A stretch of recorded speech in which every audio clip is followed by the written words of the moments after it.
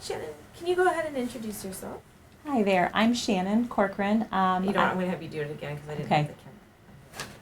Hi, my name's Shannon Corcoran. I am Hannah's mom. I'm also an occupational therapist here at Heartland.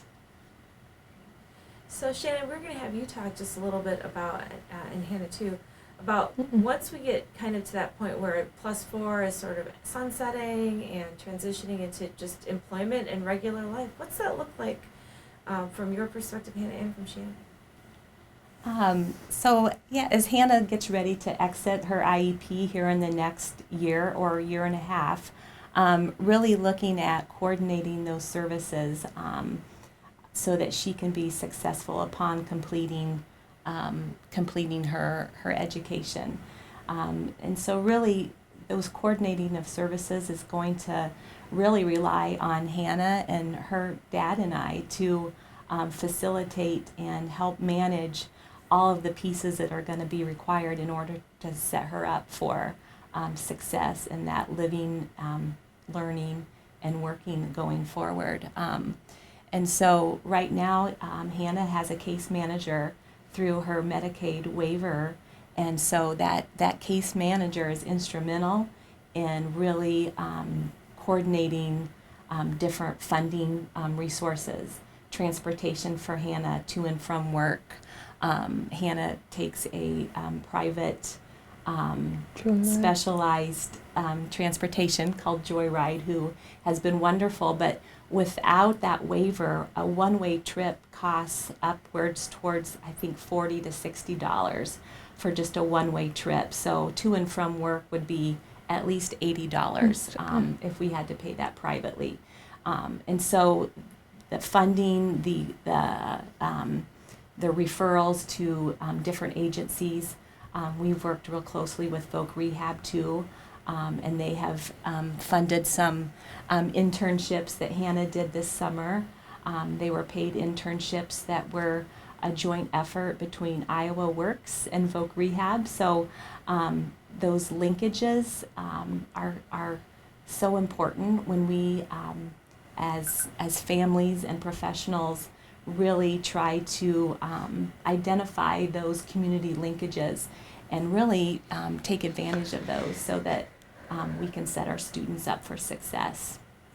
Shannon, when you think about the role of the OT and the PT in this whole finding these connections, how can somebody watching this completing this module sort of support building those connections? Who do they reach out to? Is it the special education teacher? Is it do they reach individually out to the different caseworkers, or how does that work? I really think, it's a team effort. So if it is a young person or a young student with a physical disability, I think the OT and PT expertise is unique in that we have that background knowledge to really, look at the student and see what sort of accommodations, modifications, using their strengths to really set them up to be successful in the school setting or in a work site. So I think, educators should tap into our OTs and PTs because we do have some of that background knowledge that,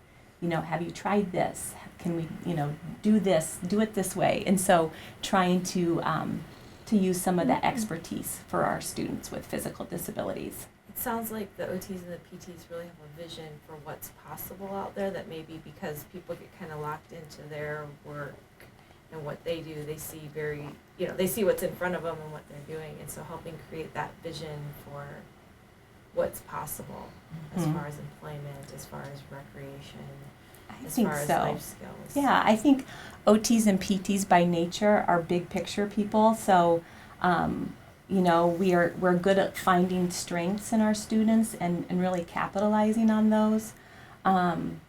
And I think that's a strength of ours and something that we bring to the table as we sit around and plan IEPs and those sorts of things. So I think that's definitely a role that we play. Hannah, it sounds like you've kind of got the best of all worlds. Most of the time. You've got a lot of knowledge and a lot of expertise. sort of surrounding you and setting you up for success. So. Yeah. Yeah. Everybody's been great through my, I guess you can say, 14 years of high school, even 12 years plus Project Search. And yeah, Michelle and all my 7 OTs and PTs and my parents and everybody. I just want to thank them for everything that they've done. And we look forward to hearing about your next stories. You'll have to come back in